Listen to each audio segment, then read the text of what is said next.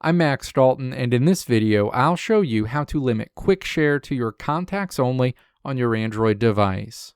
Step 1. Open the Settings app on your Android home screen. Step 2. Scroll down and tap Connected Devices and then tap Connection Preferences. Step 3. Tap Quick Share in this menu. This opens your sharing configuration screen. Step 4. Tap Who Can Share With You. Step 5. Make sure Visible to Nearby Devices is toggled on and then tap to select Contacts Only from the options provided. A window pops up asking you to allow your contacts to discover and share files with you when they are nearby. Tap I agree. Going forward, only people saved in your Google or phone contacts list will be able to see your device or send you files via Quick Share.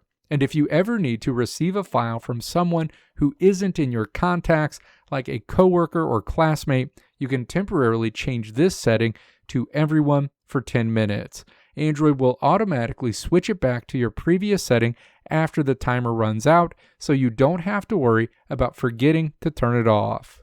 Additionally, make sure your device's Bluetooth and location settings are turned on, as Quick Share relies on them to find people nearby.